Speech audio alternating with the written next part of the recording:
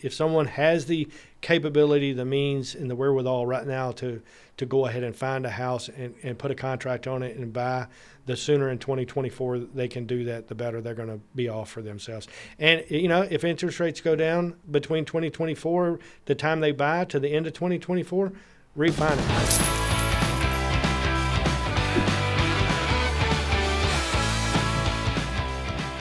Hey, this is Shea. And this is Maddie. Welcome to the Pocket Change Podcast, where you'll learn better ways to spend, save, and invest and take control of your financial journey.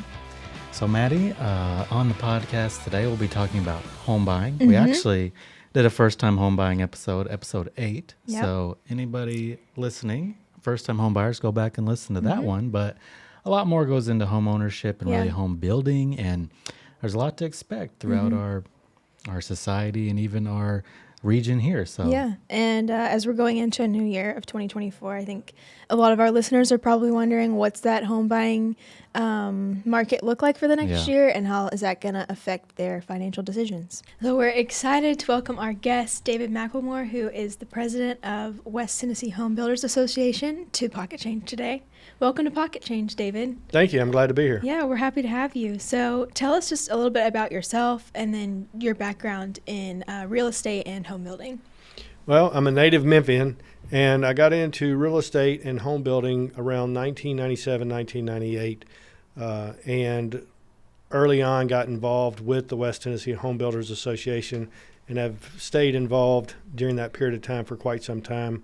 And as the involvement grew and I had more tenure in the industry, I eventually got on what we call the ladder, where you start out as the secretary and then you move to treasurer, vice president, and then president. 2023 was my year to be the president of the West Tennessee Home Builders Association. And then tell us more about what you do with home building and your business. I am a home builder. I got my contractor's license in 1998 and been building in the Memphis market for since then. When I first got started, I built first-time homebuyer houses, 3-bedroom, 2-bath houses. That market's been a little more difficult to build in the last several years because of cost and other things that go into it. But right now I'm building what we call move-up houses, typically people's second home. Okay. In a lot of cases, it's people's first home, but more than not, it's their second home. Most of them are 4-bedroom, 3-bath, 2 or 3 car garages, that kind of effect.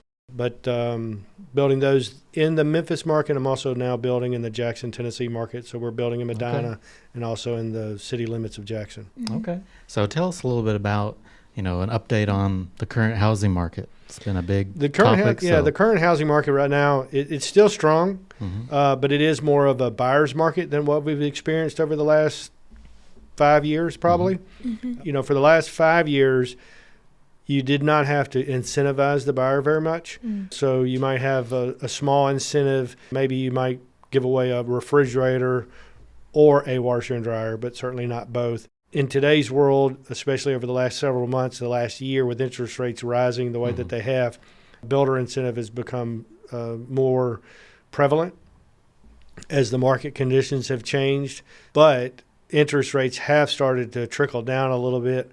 Recently, we're seeing a little bit of an uptick in people getting out looking at houses and buying houses. We personally have sold 3 homes over the last week that were all closed this year. They're all finished homes. We had 4 houses finished that we're setting, and we've sold 3 of the 4 in the last week. So that's a good sign, and I think it's indicative of where we're headed in 2024 as rates start to trickle down. But it is a little bit more of a buyer's market right now. We sure hope rates will go down a little bit. Yes, we do. So you mentioned about the buyer's market. So how can maybe our listeners take advantage of that? They need to act. It's going to be a fairly short-lived market, I believe, because across the nation, the National Association of Home Builders, along with the National Association of Realtors, state that we're short of the housing demand, anywhere between 1 million and 1.5 million homes nationally. We're not building enough new homes annually to keep up with the new demand. Every year, you have younger and younger people that are moving out of households, graduating, getting married, and doing other things that they want to get into the housing market. And over the last 7 years, we've had a lot of them set on the sidelines for different reasons, a lot during COVID years. People moving either back in with parents after college because they couldn't find a job or other things. But as they're moving out or wanting to move out, they're wanting to become homeowners. Yeah. And there's not enough supply out there to fill that need. So when interest rates went from 2% to almost 8% over the last several years, it really slowed the market down because it was a shock to the system. No one was prepared for that type of interest rate change. And so it takes a minute sometimes for people to get their head around what that actually means to them.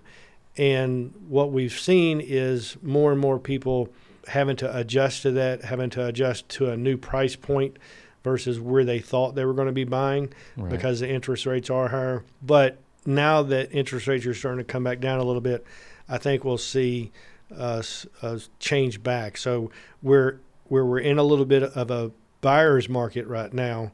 It's a great time to be a buyer. And we own a real estate company as well, and I tell our agents and I tell anybody that will listen, if you're in the market to buy a house, now's the time to do it, because where there is a little bit of wiggle room for negotiating, whether it's on the price or asking for a fence or washer, dryer, refrigerator or something to that effect, that's going to go away. And we're going to go back to a market because when interest rates get back down in the 6s, certainly in the 5s, we're going to see people start moving again. People start wanting to buy again, and there's not going to be enough supply. And when there's not enough supply and demand is much greater than supply, it's going to put a pressure on pricing because you're going to have 2 or 3 people chasing after every product that's out there, and that's going to push up pricing. It's going to do away with negotiating. It's going to do away with incentives.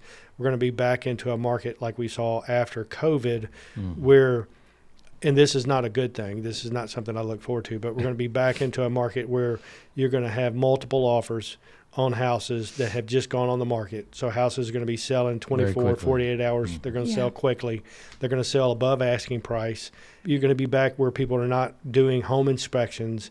They're waiving inspections, and they're doing other things to make their offer more competitive. And that's not an all good thing. So if you're a buyer, then the sooner you can get your things together and go ahead and act now, that would be much better. You can buy a house now, take advantage, if it's a new home, take advantage of incentives. If it's an existing home, maybe negotiate a few % off the asking price. But if you wait, then that opportunity is going to go away as demand picks back up in 2024.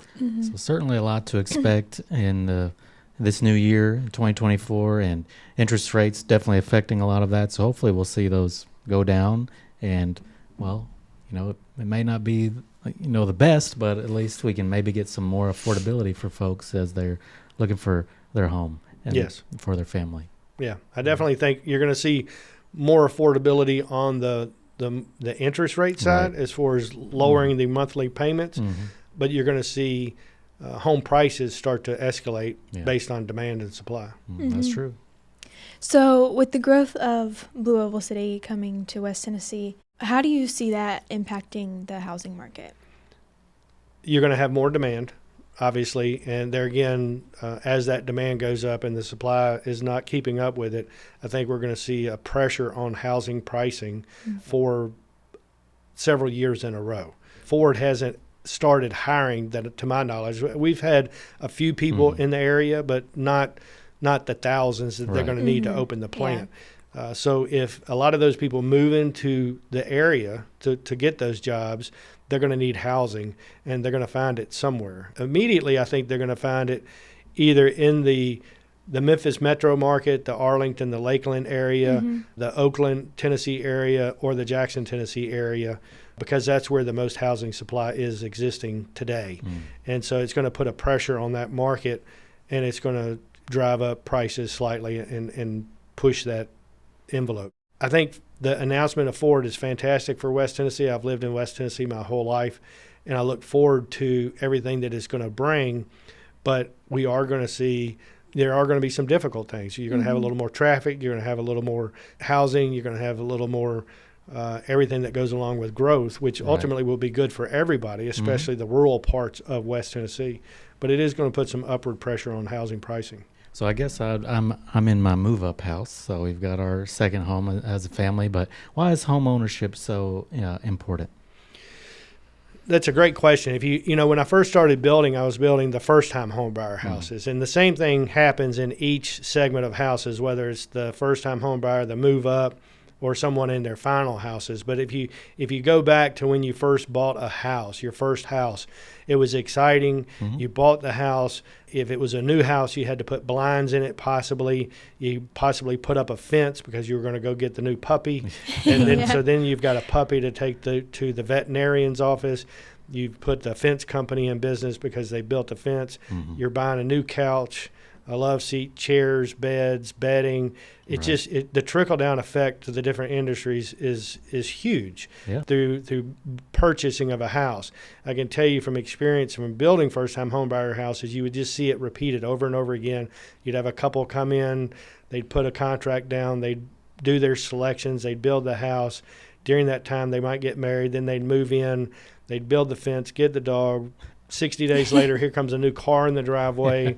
A year later, there's a baby. So it's a continuing effect that has a positive influence on the overall economy. And it's exciting to see as that family starts to build itself.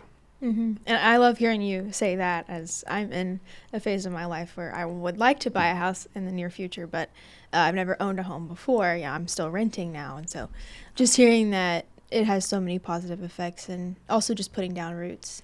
Putting down roots in your community, getting involved. It just has a wonderful effect on a community. I just don't have a dog yet, but we got the kid. We've got our second home, so you never know. We've got the fence, so it's ready if we do. Yep. So. There's a lot in shelters that need homes. That's true. So thank you so much for all of the advice you've given so far. What would you say is your biggest piece of advice for home buyers in 2024? Not to sound like a broken record, but act sooner than later. I mean, there is an opportunity right now, and that opportunity is, I'll give you a great example. When I first got in real estate in 1997 up into the early 2000s, and just focusing on real estate and existing homes, not new homes, someone would look at a house 2, 3, 4, 5 times before they made a decision to buy the house. They might take 2 weeks to make that decision. They didn't want to be pressured. They didn't want to have to make a quick, rash decision. In 2020, people were literally having to make decisions in an hour. And they were having to put offers on houses within hours of looking at it, and having to make the decision of how much you're going to offer more than asking price so that you have a shot at buying this house. And we've got about 65 agents in our real estate company to listen to the different stories of people coming in and saying, my customer's just heartbroken. They put their 12th offer in on a house and they didn't get it. Their 14th offer on a house and they didn't get it. To have that experience, to go through and try to help someone buy a house and have them make the decision, I want to buy this house, and to miss it 12, 14 times is extremely difficult to watch. And right now, we've got people looking at our new construction houses that have looked at them for 2-3 weeks. We're back to that market. That's healthy. There's nothing wrong with that.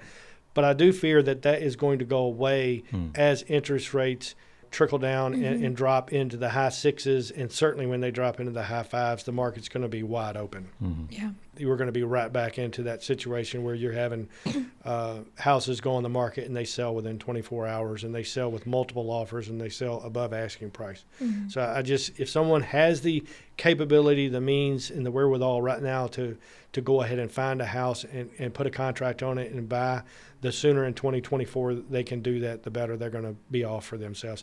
And, if interest rates go down between 2024, the time they buy, to the end of 2024, refinance. I know Leaders has a lot of refinance options. Other mortgage companies, not to talk about them, but they have good refinance options.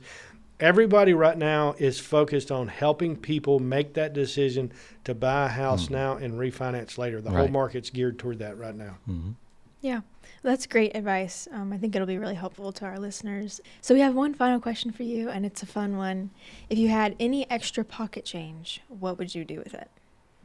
Well, this is not going to be very surprising, but I would invest in real estate. It's if you look at the long road of real estate, it has positive appreciation. Who would not buy a house today? If I told you you could buy a house today for what you would have paid for it in 2000. Would you make that decision? Absolutely, you would, because you'd be buying it probably for hundreds of thousands of dollars less than what you would pay for it today. Yeah. So if you have extra money now, invest it in real estate. If you already own a home, consider buying a rental home and utilizing that. So that's what I would do. Or if you have your pocket change, you might could just buy a socket cover or something, or something to go into the house that you're renovating. Invest but in at your least home. it's something Yeah. that you're putting toward that and improving a home or a rental home or whatever. So Yep. Absolutely. yeah. For sure. Well, thank you so much for being on the podcast today, David. We really enjoyed having you. Well, I enjoyed being here. Thank you. Yeah. Thank you. Thanks for listening to the Pocket Change podcast. If you like this episode, make sure you subscribe, leave us a review, and watch our full episodes on YouTube, The Pocket Change podcast is brought to you by Leaders Credit Union. where we power your passion and make lives better. Cha-ching! Leaders is federally insured by the NCUA Equal Housing Lender. Learn more at leaderscu.com.